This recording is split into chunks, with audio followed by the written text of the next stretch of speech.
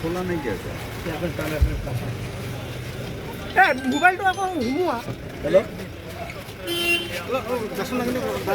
হ'ব ঠিক আছে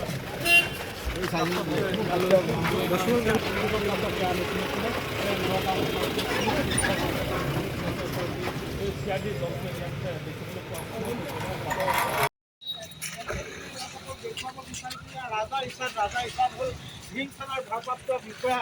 তেওঁ ইতিমধ্যে CID দল আছে, CID দলে তলব কৰিছে আৰু তেওঁ বৰ্তমান আহি পেলাই নগাঁও আৰু